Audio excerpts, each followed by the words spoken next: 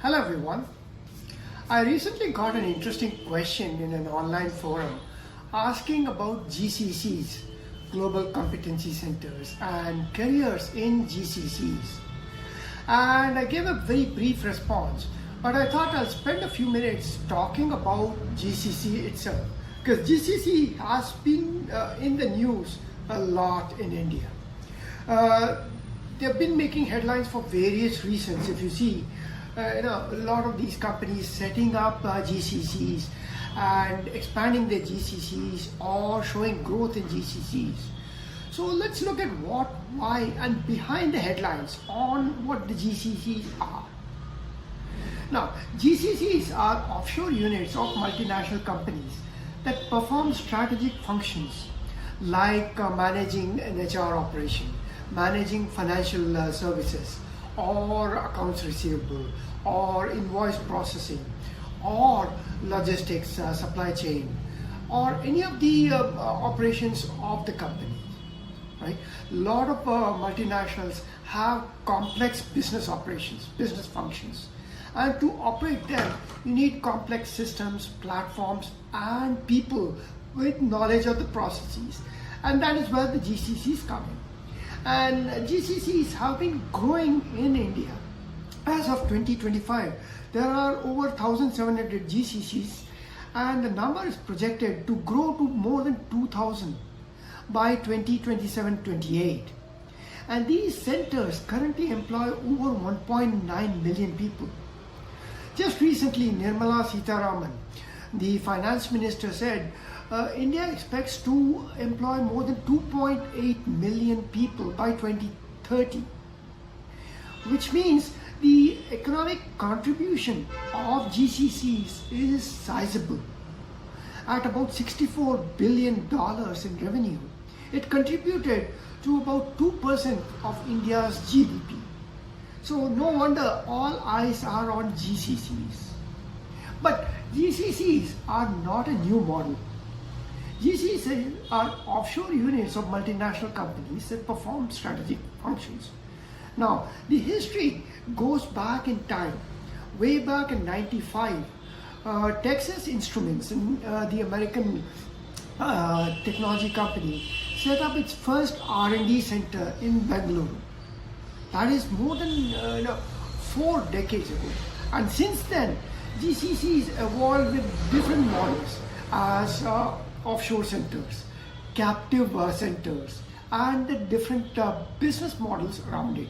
And now it has really matured into what we call the Global Competency Center, which is an amalgamation of business processes, business functions, business operations, aided by technology platforms with technology people.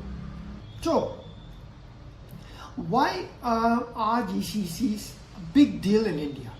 Like the finance minister to the bottom level bureaucrats, almost everyone wants to focus on GCCs primarily because of the revenue generated, which means jobs and taxes for local governments, for local states and the provinces, and which also means the operations bring in people and infrastructure.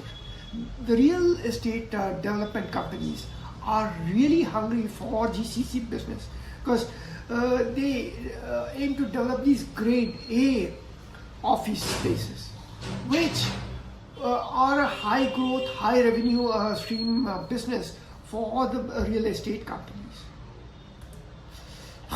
Now, how do you get into a GCC and how do GCCs really scale up? And this was the question that the youngster asked in an online forum, right?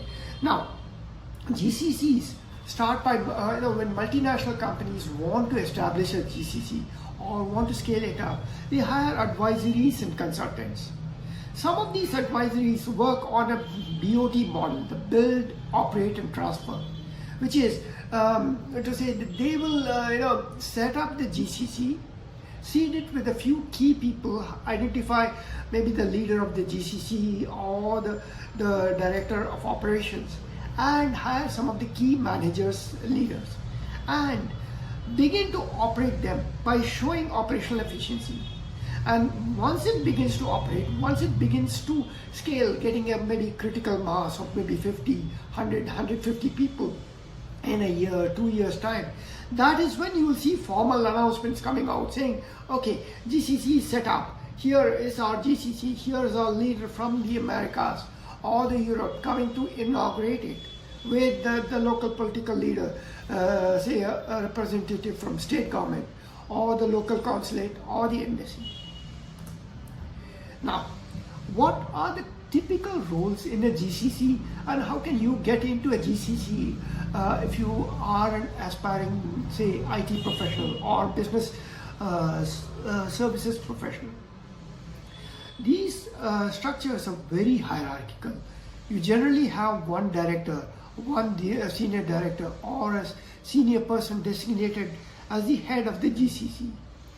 The next level may include senior managers mirroring roles in the parent organization, like a few SMEs, subject matter experts, or IT architects, or program managers. And the next level are the project managers and tech leads, again aligned with individual platforms, individual functions or technologies. And then comes the next level, which is the senior and the junior developers, the hands-on people who really operationalize the GCC. Now, most of these roles are hired by word of mouth or by these headhunters, consultants who reach out to, say, Wipro, Infosys, TCS, some of these software companies, or advertise on LinkedIn or other platform. But most of these are word of mouth and by referrals, because GCCs are really big on the cultural fit. There's a very high emphasis on making sure you can get along with people in the GCC and get along with people on site.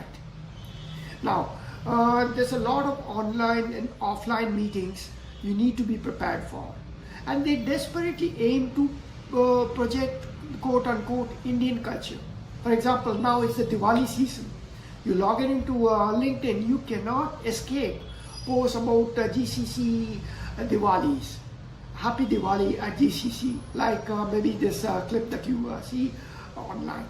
GCCs are not static.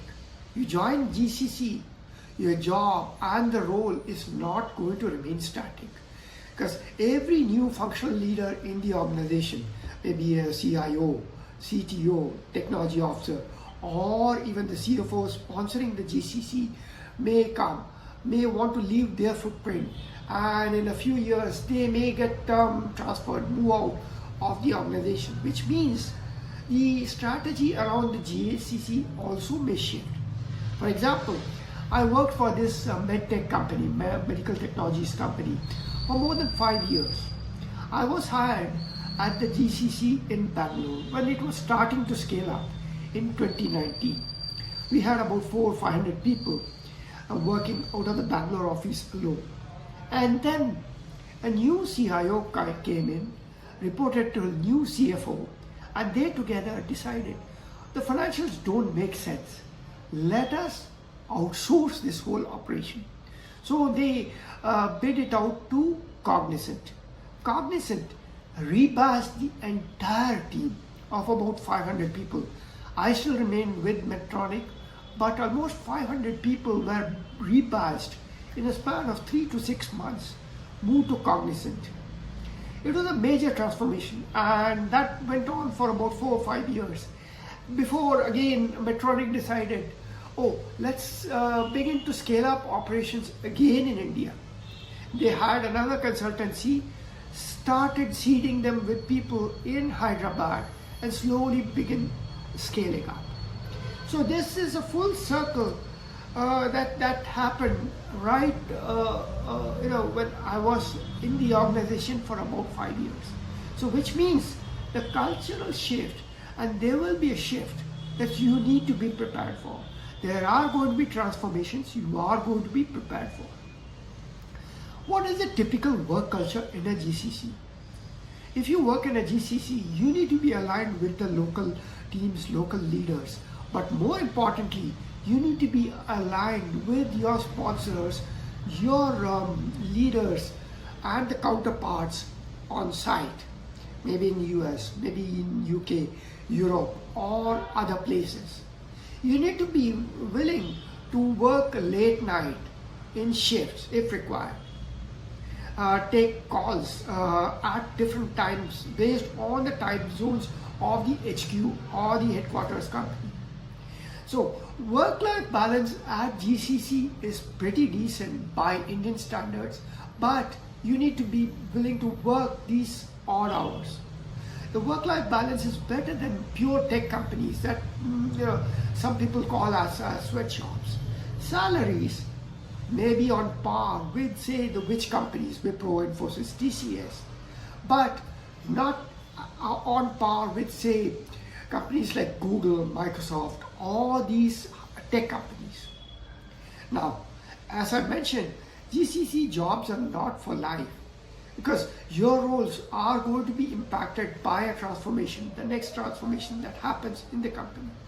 So be prepared for it, be prepared for these changes, and enjoy the ride.